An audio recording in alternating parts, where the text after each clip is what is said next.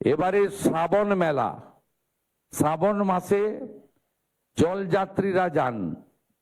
আমি ভারতবর্ষের বহু রাজ্যে দেখেছি সরকারিভাবে এই যে আস্থার একটি বড় পরম্পরা, তাকে কিভাবে সরকার সহযোগিতা করে।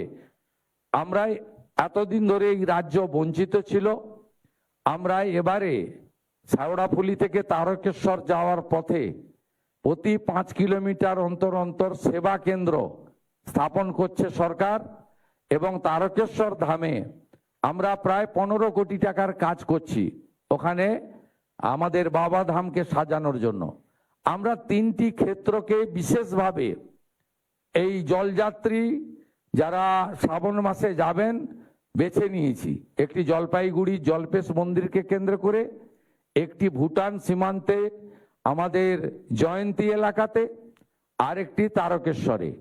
এখানে শ্রাবণ মাসে পুলিশের সহায়তা ক্যাম্প, টেম্পোরারি মেডিকেল ক্যাম্প এবং তাদের রিফ্রেশমেন্টের জন্য জল, ওআরএস এবং নানা ধরনের স্বাস্থ্যসম্মত যে সহযোগিতা করা দরকার সেগুলো, এবং রেস্ট প্লেস, বিশ্রামের জায়গা, যেহেতু শেওড়াফুলি তারকেশ্বর প্রায় 30 কিলোমিটার, অত্যন্ত লম্বা পথ, আমরা সেই ব্যবস্থাও করেছি। এর বাইরেও শুনলে খুশি হবেন, আধ্যাত্মিক চেতনার এই ভূমিতে আমরা সরকারি হেলিকপ্টার থেকে যারা জলযাত্রী যাবেন শ্রাবণ মাসের প্রত্যেকটি সোমবার তাদের উপরে পুষ্পবৃষ্টি, গোলাপ বৃষ্টি করারও সিদ্ধান্ত গ্রহণ করেছি, যদি আবহাওয়া পারমিট করে। আপনাদের সকলকে অভিনন্দন জানিয়ে আগামী 14 তারিখ তারকেশ্বর ধামে আমি উপস্থিত হব। তার আগে তারপরে 16 তারিখে আমি ঐতিহ্যবাহী কলকাতা রথযাত্রা ইস্কন আমাকে আমন্ত্রণ করেছে, সেখানে আমি উপস্থিত থাকব। এইটুকু বলে সকলকে অভিনন্দন জানিয়ে জয় জগন্নাথ ধ্বনির সাথে আমার কথা শেষ করলাম।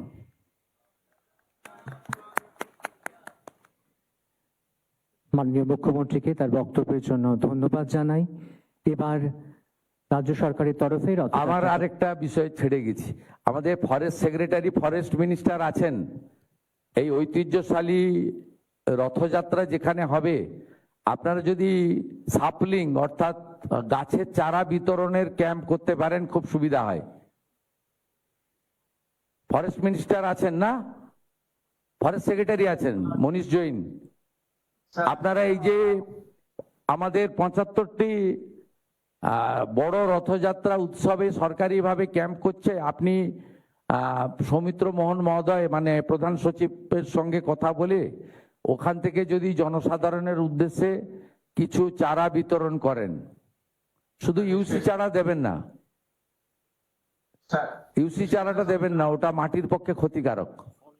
ফল গাছের চারা বিতরণে উৎসাহিত করুন, এবং সমুদ্র তীরবর্তী এলাকার মেলাগুলিতে নারকেল গাছের চারা বেশি করে বিতরণ করুন, যেখানে বেশি বজ্রপাত হয়।